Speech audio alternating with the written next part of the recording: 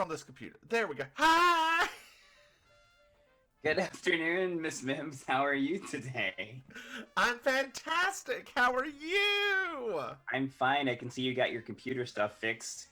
I did. I'd like to apologize to our dear listener. Dear listener. Our solo listener. Our solo listener. I had a new mattress put in, and a new bed frame, and my drag room, as it were, was taken up by an old mattress and an old bed frame because the trash people won't collect them anymore because of COVID. So my fat ass had to rent a truck, throw it in the truck, and go to the dump to get rid of said mattress Oh man, and said bed. You know what though? I'll say this, right? I'll say this for the audience right now. We were built for that kind of action because we come from a place where that's what we used to have to do anyway. It's exactly right. You threw it out in the yard for a while, or you took it to the dump. That's right. Except we didn't do any like truck rentals. We just found the nearest person with a truck. Right. But in this time of COVID, my ass ain't going into a truck. No, I wouldn't do that either. No. No, that's not what we want to do. So, hello, listeners. Welcome to Baking Sugar, the Designing Women podcast. Are we just going into that? We are doing a Mims. Okay, we'll do that then. I thought we were going to do 2 baking sugars today. Let's do 2 baking sugars. It's going to be easier than... This is not getting edited out because we need a little bit of filler to start this episode anyway. So, So if you thought we were going to be doing machinations this week, no, we're going to do 2 of our baking sugar podcasts because why not? Let's give the people what they want, and there's more people that like that than Oh yeah. There are. So that will be, dear listeners. There's That's 2 right. of you. That's right. One of which left us an amazing review. They really did.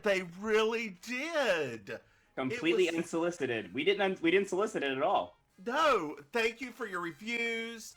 Like, subscribe, do all of those things. We use Spreaker to post our podcast. So if you post us a note on Apple or any of the other places out there, it may take us a minute to find it, but we will find it and we will thank you. That's right. We are located almost everywhere podcasts can be listened to at this point. That's exactly right. Whether you like it or not. That's exactly right. And you know what? I like it. I love it. I've had actual people tell me that it's actually making their weeks better just listening to us. You know what? And one of the things I love is looking on there because so if Spreaker uses their algorithm and sees that that I'm talking about, then maybe we'll get an extra boost of money. Speaking of, join our Patreon.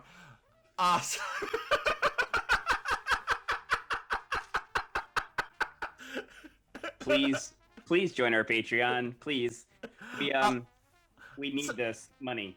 So I love looking at where in the world all of our listeners come from. We have some in Germany now, some in Austria, some in India, some in Algeria, Indonesia.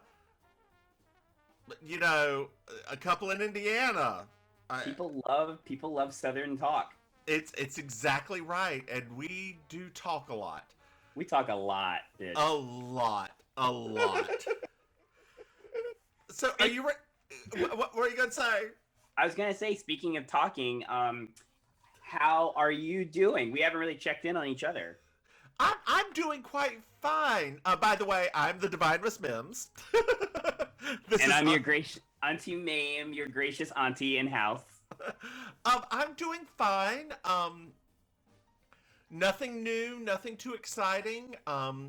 Just working, quote unquote, living the dream, as some people say. I never exactly understood what that means, but apparently I'm doing it. Yeah. What about you, Auntie? I'm okay. I just found a random Chewy Red Hot just now on the shelf beside me, so that was a bonus. I'm not gonna eat it, but it was really cool because I forgot that they existed for a little bit. So no, I'm doing good. It's been a couple of weeks of doing drag down in Miami, so that was fun.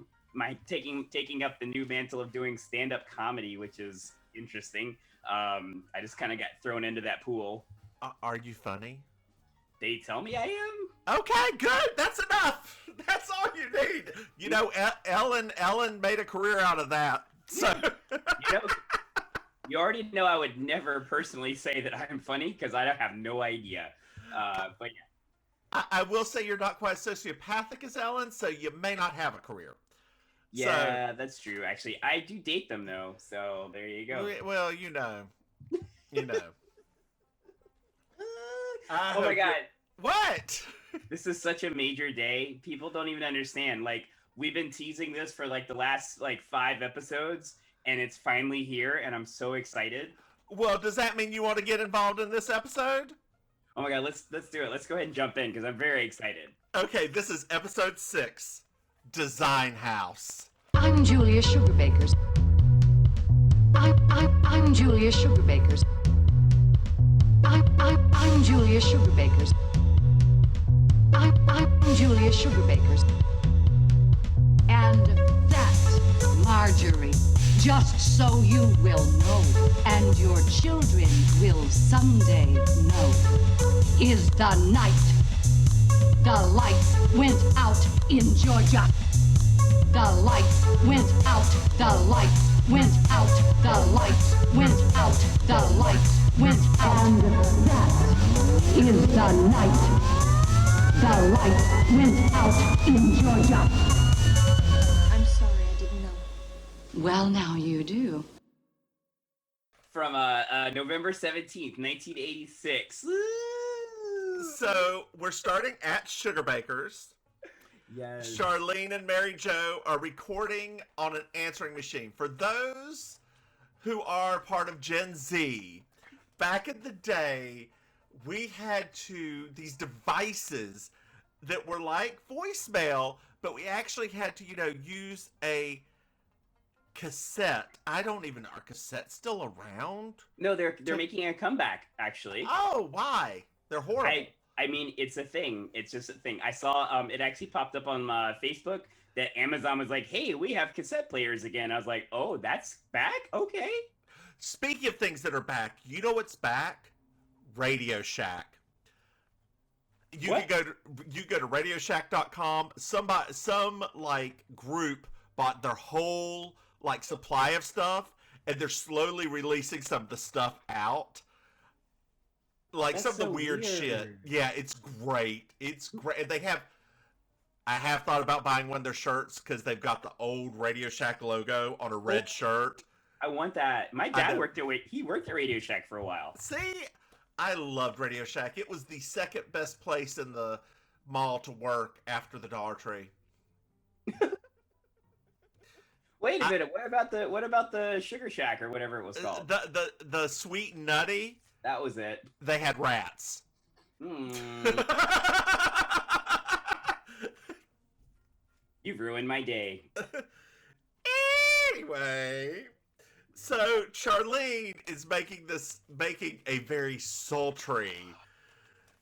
Hi, thank you for calling Sugarbakers. Blah blah blah blah blah blah. Oh man. So here's my favorite part, right? I like giving history to some of these back end comments. So Mary Jo is she says that she stopped paying attention when she was trying to figure out how Charlene got inhabited by the Lander sisters. So for our audience that has no idea who the Lander sisters are, especially for younger audience listeners, back in the 80s and the late 70s, there were these 2 beautiful blonde women that were the Lander sisters. It was Judy and Audrey. I was a big fan of theirs because they had perfected the art of the dumb blonde. Like, they literally made a career out of being the dumb blonde in like every TV show and every movie and everything. And so when they're talking about her here, that was their trade. It was like being very sexy but dumb, which was what they were basically just calling Charlie. Yeah. So Julia comes over and is like, this is for business. So Mary Jo's like, do you want to try? And then she comes over, grabs the mic. Charlie says, you have 10 seconds and go. Hello, this is a machine. You know what to do. I felt like that was something that you would do. I've done that before. Yeah. Yeah. As soon as when it happened, I was like, that sounds like Miss Mims. I mean, who's got to, now I have to do, back when I worked at the Statesville Holiday Inn Express Hotel and Suites, this is the Divine Miss Mims, how may I help you? I learned that you actually have to, put some effort into things. Yes, And dear. then you have to take this voice so that people will respond to you better. Maybe I should actually start doing this voice over this podcast. I don't. Hi. No. I think the only time you should ever do that voice during a podcast is if we ever get booked on the Savage Love podcast. That's That's it. Or if I start doing the ASM stuff, and this is me scratching paper. Oh man. Do you remember back when we used to have to do this kind of stuff and you actually had to like tape the music off of like radio or TV or things like that for the background music? Oh man. Oh yeah, absolutely. So there is one thing I noticed. There's one thing I noticed in the scene. What? They cut off a foot from Charlene's chair. It is now normal height. Oh. It is the same chair. They just cut the legs down so it would be normal height for her. That's so funny because like I remembered her being lower, but I thought it was a different chair. That's really funny. Yeah. Wow. So Suzanne comes in and she's upset that she never gets to do anything. Wait. Let's don't start there. Remember, we have to talk about Madeline Adams and the fact that they had a canceled meeting, and they had a canceled meeting because Suzanne went to a party the night before, and when Suzanne was at the party at the night before, because she was bored, she decided to attract all the men, including Madeline's husband, who then got pushed into a pool with Suzanne. They then stayed in the pool together because it was warm. Yeah. Well, that just leads to Suzanne complaining to have to do all the social stuff and blah, blah, blah, blah, blah, blah. Interject, Charlene ate a whole pie last night. But going back to Suzanne. I love when she referred to her date book as a waltz. Uh-huh.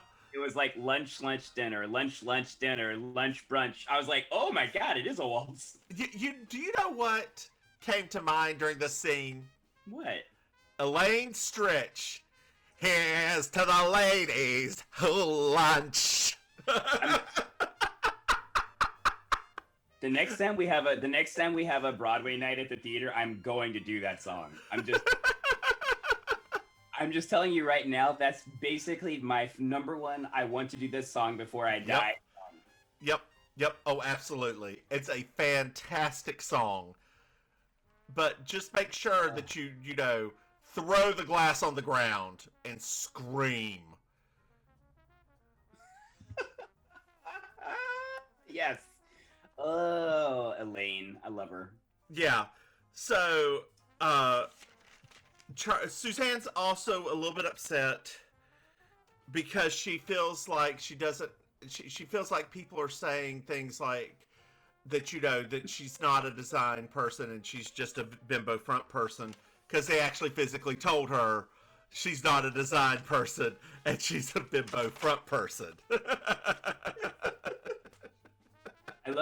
I love that exchange too when Suzanne's like, she talks about all they ever want her to do is eat. That's her only contribution to the firm. And Julia's response says, well, if the bib fits. I was like, good Lord, they are savage this time. Like, this week was hard. Yeah. So she states she's a partner and she wants to do something. And then the black man enters. The black man, as in the guy that we've been waiting for this entire time. Anthony Bouvier has entered the building. I would like to apologize in a past podcast.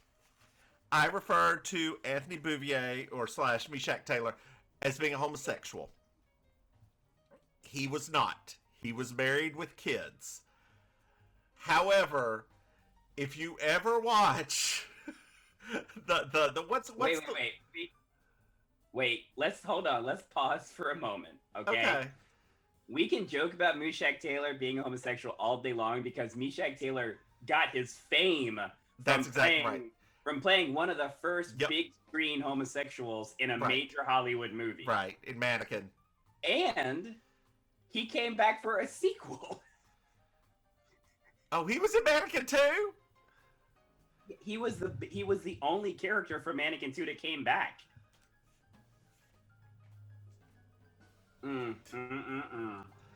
Rerun, what was his name? No, Hollywood. Hollywood. Hollywood. What is Rerun? Yeah.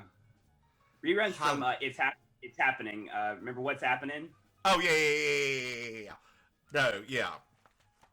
So, I apologize to the late Meshack Taylor's family for insinuating he was homosexual. However, in my brain, from Because seeing him in youth, he did it so well. so well. And not disrespectfully either, which is the best part. Like, it Yes. wasn't disrespectful. No, he was just a gay black man. Yeah, he just did it.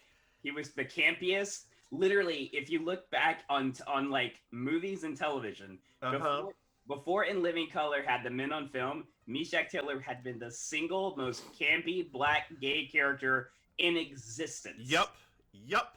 Absolutely. I loved it. Me too. So, Mary Jo is upset that Anthony's late.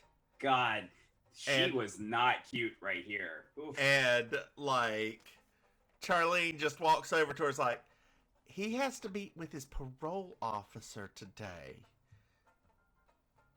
And Anthony's like, yes, for my unfortunate incarceration, which you will hear this phrase over and over and over again.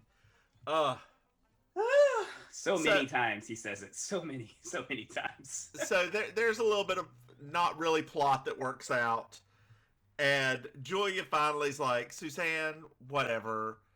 You can take the next job that comes through that door. Oh my lord. Okay, so let's hold on. Let's pause real quick. So, ladies and gentlemen, and everything in between, watching our podcast or you're listening to our podcast, 1986 was a very different time in America. And if any of you are going to go back and watch this on Hulu, watch it on Hulu to watch it. If anybody's going to do that, I'm just going to prepare you now that you're going to probably have some things that you're going to be offended about, because what passed as comedy back then is a little bit not what we would do now. Yes. So I just prefaced it with what you're about to say. So, enter Boyd. Boyd. Played by Stephen Tobolowsky, who is a regular comedy, that guy. I think most recently he's in One Day at a Time. Yep, he's a gem. He's literally like an icon of comedy at this point. Yeah, like when you see him, it took me a minute to figure out who it was, because I think it's the color of his hair was just, I think he dyed it. It just wasn't quite right. Like something just fantastic though, fantastic. And he came in and said he came in to see the 8 finest breasts in Georgia. Yep, not ironically. That was they weren't upset, they weren't angry, they didn't care. They were just like, "Hi, Boyd." Yeah. This would never happen now. Oh my God, could you imagine? Oh, this would never happen now. Let me take you to my HR department, the door. So Sugar Bakers has been asked to decorate a room in Design House 1986. Yes, Design House. And Suzanne just takes that key because she is going to design the master bedroom. Which they then drop a joke saying, well, it is the room she has the most experience in. Ha-cha-cha! You gotta love that slut shaming in the 80s. Oh, yeah. She didn't even... they could have, slutted her up even more if they really wanted to play into it. But whatever. Throughout the entire show, Suzanne's one of the best dressed people there. By far. Anyway. Soapbox. Yeah. Every firm is babysitting the house. They get Monday nights.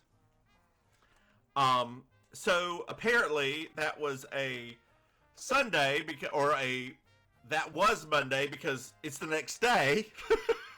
Well, no, it can't be it couldn't be the next day. So what I think it was is based on the time frame, I feel like it was the Monday, whatever the next Monday was, because the ladies had already started working on it. Okay. So because remember when they came back in when Charlene was doing her non-surgical facial exercises, and they were talking about how they were happy that Suzanne let them help her. So it had to be like the week after that. So they speaking of after they do the exercises, and Charlene, for those of you that have never seen these things, basically you make an O shape with your mouth, and then you bring your top of your lips all the way back to make your cheeks as tight as possible, as you make noises like you're doing laughing yoga, or you're doing Lamaze. It is the most ludicrous thing. It was huge in the 80s though. People swore that it would do something. Wait, it's still they just have changed what it is now. They still have these types of things. Haven't you seen it pop up on your Facebook, that weird thing that looks like gum now that you put in your mouth? Like they're still doing it. It's literally made to strengthen your jawline, and it looks like a little acorn or something like that you chew on. Girl, our Facebook algorithms are telling us two completely different things. Apparently your face is falling and my hair's falling out, because all I'm getting are hymns for the road gates and erectile dysfunction. Dear listener, I am never going to shame anyone for having erectile dysfunction. However, No. I do want to say that I do not have that. I will sign the HIPAA forms, and if my Facebook algorithm would please change to show me something I would like to see more, like half-naked men, thank you.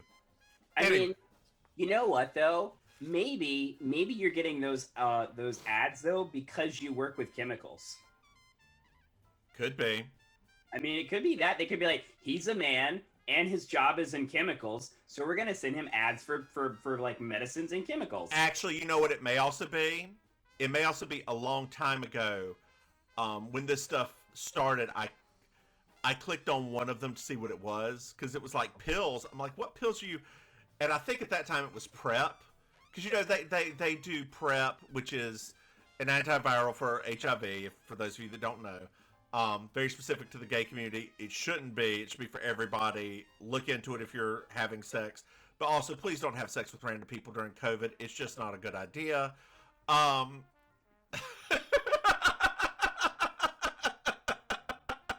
We can, unless you're vaccinated, keep your hoo-ha and your what's it and just move on. That was a trailing thought and I've lost it. So let's get back to this. Anthony was sent to the house to deliver an ottoman. Yes. And if you find out that they're all helping with the decorating, because Suzanne was very magnanimous and said, "Hey, you can help me decorate." And they all start considering, were they too hard on her? I know, it was really nice, right? Like for a minute there, that was like actually such a... Hold on! Wait! Breaking news! Breaking news! What happened? Fire has destroyed Design House. What? Fire destroying the Design House? Oh no, what are we gonna do? Oh my god, is Suzanne okay? And then Suzanne comes behind in this bedspread, this floral bedspread, and like, her hair looks great. The rest of her... I thought she looked fabulous. Oh yeah. And she's like pripping her hair in front of the cameras, and like... For a minute there, I was like, this looks like something that John Galliano would actually send down a runway. I know. So, Anthony comes back in. He said he didn't make it to Design House. And they're like, well, were you able to drive up? He's like, I don't think you understand. There is no more Design House. Like, and of course, I'm not going anywhere near a bunch of cops. Are you crazy white women? Think about this. Think about this, audience. That was 35 years ago. And we're still having that conversation. Right. And I feel like, aside from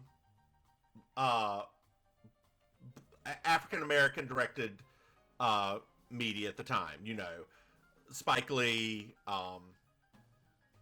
Spike Lee's the only thing coming to mind in the early 80s or the mid 80s. Early 80s. The early 80s would have been Spike Lee, John Singleton was in like the mid 80s. Yeah. What's his name? Mario. What's that guy's name that was a terrible actor? Mario something. I can't remember, but it was his father that was like a big director at the time. I mean, and the other side of this is, of course, the Cosby Show, which is not showing that side of things. It's showing the professional, Bill Cosby would have said what the African Americans should aspire to.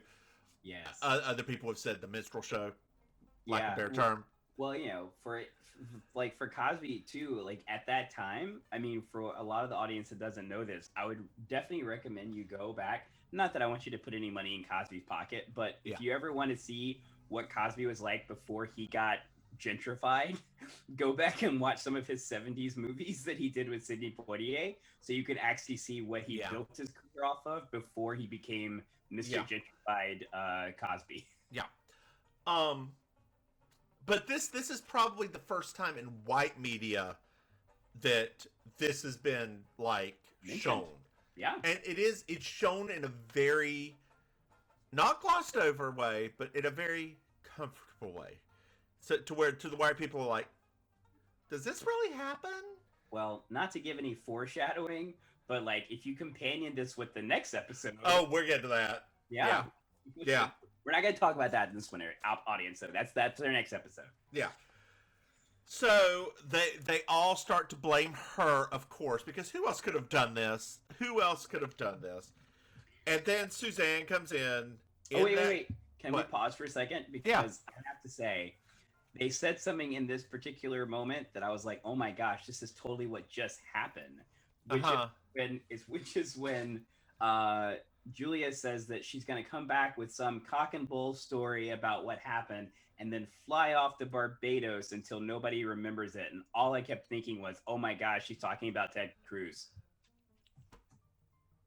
Right? I literally was like, oh my gosh, she's talking about Ted Cruz. This is it. And I just want to give a little props out there to Adi Bryant, who is doing the best Ted Cruz impersonation. She's still in full eye makeup too, which just makes it even better. Yeah. Adi, you get 2 golden stars, girl. 2 golden stars, honey. Yeah. So Suzanne, speaking of comic relief, Suzanne walks in that bedspread with the huge sunglasses on, hair looking perfect, and she is upset. Papers, everyone, papers. She's upset. And I think it was the thing about it, right, is that here I love this right here. This is my favorite line, and I kind of want to put it on a t-shirt, right? This is, if we ever have merchandise, this has to be on a t-shirt.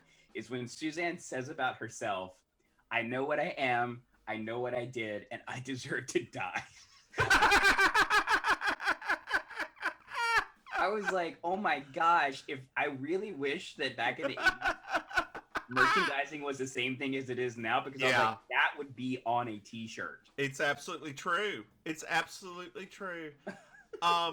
So Charlene asked her, did you know that you were being filmed at the time?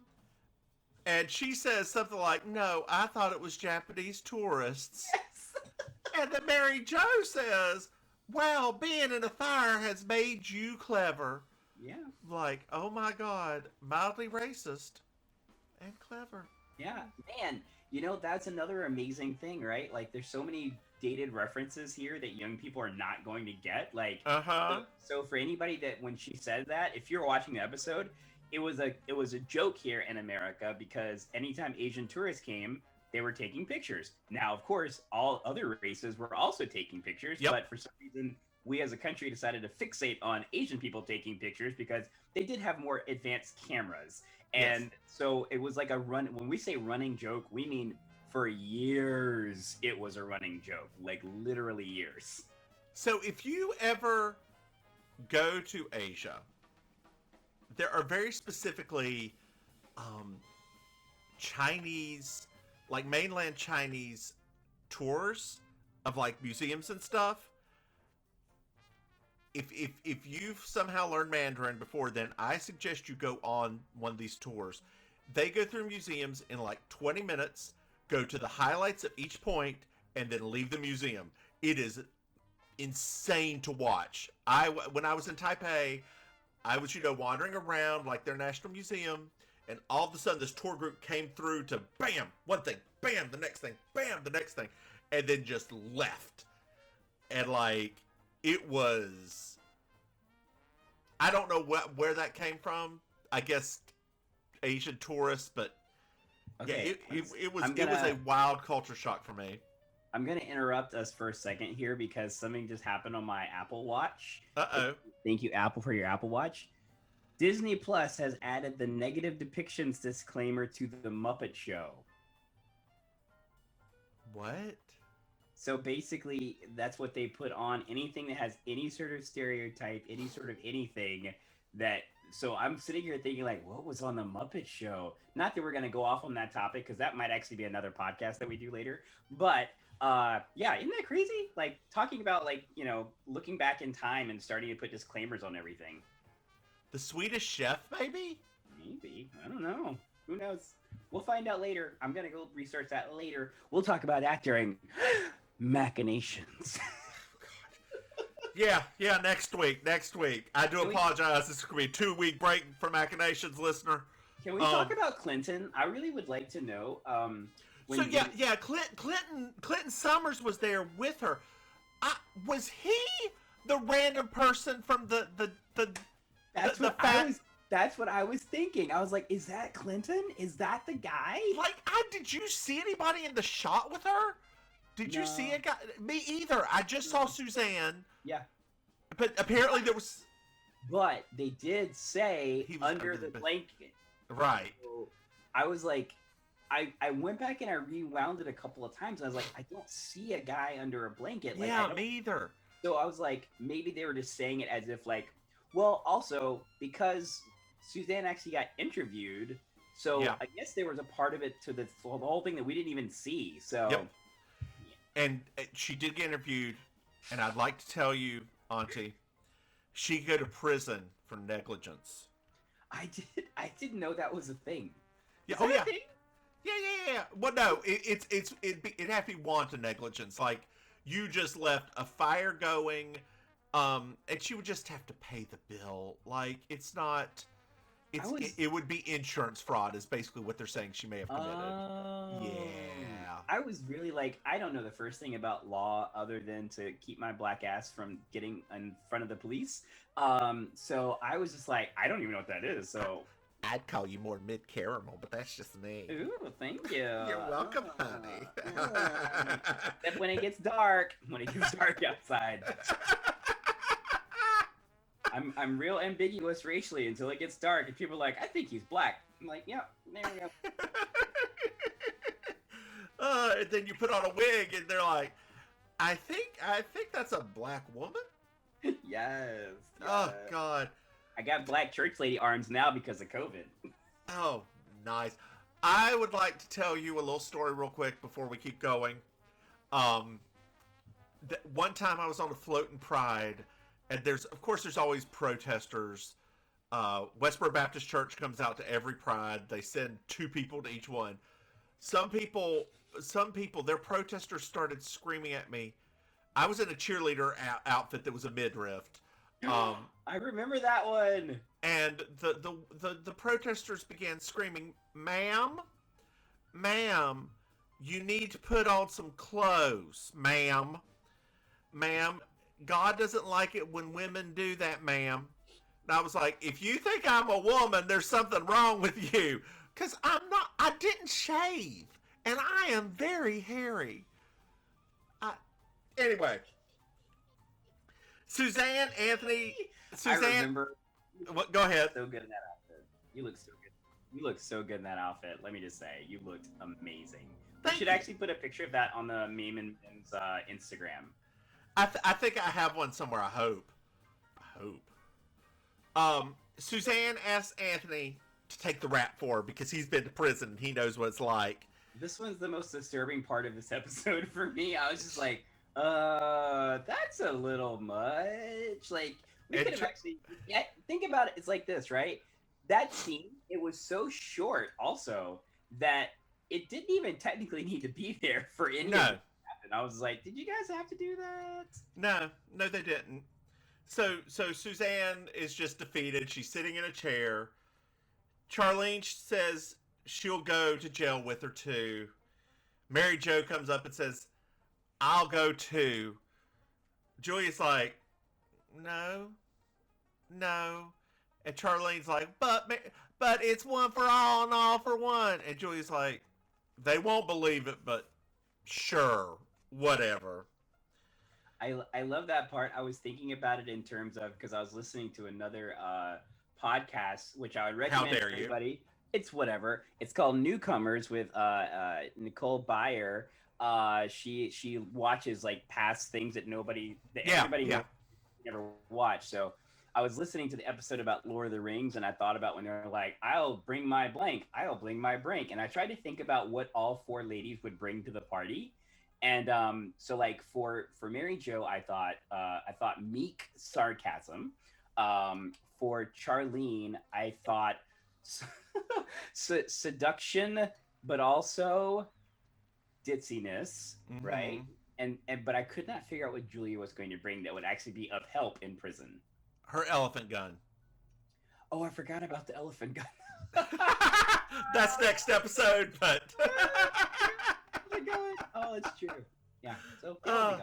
So they all hug, and Charlene says, I feel like we're on the last episode of Mary Tyler Moore's show, which, dear listeners, if you've never watched the Mary Tyler Moore show, shame on you. Shame. Well, Boyd shows back up and just wanders in. Bless you, Boyd. Bless you. And he goes back and forth, and he's like, well, the cause was bad wiring. And Suzanne was like, wait, it wasn't the fact that I dried my bathing suit in the oven or, roasted marshmallows over a cigarette lighter? And he was like, no, we know about the cigarette lighter. We saw it. We found the marshmallows. It was bad lighting. Bad wiring. Bad wiring. And that was a weird line, by the way. Like, I know that I can get really nitpicky, but they said that it wasn't even bad wiring, it was inadequate wiring. I was like, wait, why that word? Like, that doesn't even make sense. Because, okay, it does. Okay. Because if they just did the positive and negative and didn't put in ground wiring, yes, that's inadequate. Or if they did something like it wasn't rated high enough. Look at me being all technical when I really don't know what the hell I'm talking about. I mean, I get that, but I think about from the perspective of the audience. Yeah. The audience in 1986 know what the word inadequate wiring meant? It's probably a Boydism, because it's probably just his way of talking, because he seems like he's bougie, right? He does seem like he's bougie. And he's trying to impress these ladies. These ladies with the breast. So Suzanne is like, I am done being a decorator. Lunch is my forte. And Boyd is like, well, okay, I'll take you all out to lunch. Suzanne goes, no. This is my job. And I know you wanted to be with the 8 best breasts in Georgia, but you're going to just have to deal with the top 2. Which is a great line. End episode. It really is. That's a great line. It really is. Well, Auntie, did you enjoy this episode? Oh, Design House is actually one of my all-time... Actually, this one and our next week's episode are actually two of my all-time favorites of all of them because of all of the characters that get introduced. Like, I genuinely, although he is scum, I actually like Boyd. Because the actor is just always so consistently funny. I love it. I agree. This is one of my favorite episodes, and it's very odd that we've gotten 2 of the best episodes in Designing Women already. It scares me a little for what's coming up in the future, like the last 2 seasons. We're gonna do it. We're gonna do it. We are. Oh, the actors. Oh God, Patricia Duffy. Anyway, did you find a Miss Georgia World? Yeah. So I actually do have a Miss Georgia World this episode. My Miss Georgia World this week's is Boyd. Because number one, Boyd was classy and he was sassy and he actually was dressed really nice. And I thought, you know what? I think Boyd is my Miss Georgia World this time. Even though you're sexist and you're a bit misogynistic, I was like, you know what? I actually do think that will be an adequate title for you. Because he was kind of like cock of the walk. Yeah. So my Miss Georgia World, I don't know how you could have chosen anything different than this, so I apologize for changing. Suzanne in the blanket with the glasses, she somehow makes a bedspread look chic. Like, she comes in heels and huge sunglasses, hair a little bit crazy, but still perfect, and she rocks the hell out of it. I mean, let's remember though, because you as a drag queen and I as a drag queen, you know that it all comes down to the silhouette. And when she showed up at that door, they had made that thing into a silhouette, unlike when she was first carrying it on camera in the little interview thing. As RuPaul told Tia Coffee multiple times, you gotta cinch that. That's right. And they cinched that. They cinched it. Like, I could tell that they cinched it. You could tell that they had wrapped it tight and they had her arm holding it in place so that she still had her shape. Which means that Suzanne Sugarbaker, in fact, figured that out herself, which makes her an even bigger Miss Georgia World. Pew, pew, pew, pew. That's like Miss Georgia Universe now. Yeah. Like, jeez. Yeah. Oh, goodness. So next episode, I'm so excited. is going to be episode 7, Perky's Visit. If y'all know who Perky is Julia. Hold on. No, these are going to be released separately, so we got to talk another minute or two before I'm not released. I guess I could just edit this all into one, couldn't I? No. These are going to be separate. So okay. This is separate, but the audience should know because they have to put it off for a week before. Hold on. We need to wait a second. The cat is taking a poop. And he is scratching. And we've got to wait for that to be done because my cat's just sleeping. My cat's just over in the corner. Well, my cat. This is his poop time. It's 4 o'clock. He poops. He eats at 5. If he eats like poop, genuinely mine poop. When I'm about to start my day. So okay. Normally they come and follow me in when I'm starting my day. They come in and do their poops, and then they leave the room and go hang out by the windows. Okay. No, mine comes in. I don't know about the morning poop, but the evening poop is around 4 o'clock because he's got to get ready to annoy us to feed him from 4 to 5. If he does not eat by 5, he becomes so annoying. How annoying does he become? He becomes so annoying that I don't have a punchline. Like, it's just... I'm sorry. I know. I was trying to have a little match game moment there. And I know. How annoying does he become? I only have one cat that does so.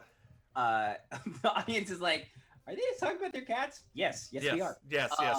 So I only have one cat that does the annoying, like, feed me thing. But the problem is that we have open feeding for our cats. Mm-hmm. So it's actually not that she doesn't have food. It's that she can see the bottom of the bowl. Is it Cordelia? Yes. Okay. You already know who it is. How old is Cordy now? My Cordelia will be 18 this year. Holy. Yep. Oh my goodness. Still walking around, still jumping on the couch, still ornery as ever. God. Still hungry? Still. You know what? She actually has lost a pound. or two in like Yeah. her old age. That's not bad though. Like, as long as cats keep a lot some weight on them, they're healthy for a long time.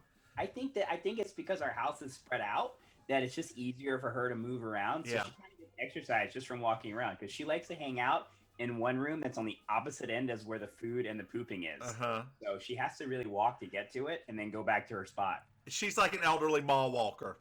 Literally. Yeah. Literally. Yeah, and she retired to Florida. Literally. Oh my God. Literally. You have a Stell Getty in your house. I do. Oh my gosh. I'm so happy. Or as others might note during our podcast, Bernice Clifton. Oh, Bernice Clifton. Let's see if my cat's done. Did he escape? And I didn't even hold on just 1 second. Let me see if he's still in there. I don't know what he would still be doing in there, but let me make sure. Like, it's just right here. Oh goodness. Are you in there still, cat? No, okay. There's just one huge flaming turd. That's all there is. Hey, Hillary Clinton. This is my Hillary Clinton t-shirt from I love it. back when she should have been president. Oh, yeah. That time. Not the first time that I voted for her. I voted for her 4 times. I'm just throwing that out there. 4 times. 4 times. I just didn't think Barack Obama had enough experience. I was wrong. He was very young at the time. He was. And for those of you that say Hillary Clinton's chivalry and, you know, she wouldn't have gotten anything done and that she's horrible, evil, and she's not progressive, this woman is one of the most progressive Democrats there are, and I hate it when people say that. Also, just because she knows how to game the system does not mean she's not progressive. But also, you probably shouldn't be listening to this podcast. Thank you. So thanks, but no thanks. Yeah. Oh, goodness. So, well, let's move on to episode 7. Okay, wait, we need to formally end the episode before we jump into the next episode. Oh, I thought we did end the last episode. Yeah, we were just talking about cats and cat poop. Oh, good Lord. Well, I will cut it around. I tried to end it earlier. You're like, no. Okay, next episode is Perky's Visit. Perky's Visit. For everybody that has no idea who Perky is, that is Julia and Suzanne's mother. Oh, my goodness. All right. The one who doesn't have a birth certificate. All right. Auntie Maim. Remember, audience, you can follow us on the social medias at Mims and Maim. If you like our podcast, please follow or subscribe. If you would give us some awesome reviews on iTunes, that would be very nice as well. So hopefully you've enjoyed our bit of Madcap Mayhem, and we will talk to you in a week. Wait. Tell them where they can follow you. Oh, Auntie yeah. Maim. Sorry, I was being selfless. You can... This is show business. Sorry. There's no business like show business. Like, I need to stop right now because there's copyright. Yeah, don't do that. So you can follow me on social media at Auntie Maim, MAIM. And you can follow me on Twitter at Divine Miss Mims. And please, if you get a second and you decide to want to throw some coin our way, we do have a Patreon, Mims and Maim. Last time I checked it, we had 0 supporters. Yes. So anything more than 0 is better than 0. We're gonna have to start doing like maybe bonus content for people. Oh, bonus content. You know what? If we get 1 Patreon supporter, Auntie Maim and I will record an episode, or what we're recording right now. We will post the visual episode on Patreon for you, so you can see this. But I need to know that we have 1 person out there, so I can, not just look like a shit monster. Excuse my language. I'll actually put on a wig. Whoa! Which I got a new one. Oh my gosh! No, it's a surprise. Oh, it's blonde. You're gonna do a blonde color? I'm actually doing a natural color. What in the world? I'm speechless right now. Well, there's a first for everything. Well, see us next time for episode 7. Bye, Turkey's y'all. Visit. Bye, y'all. Ah.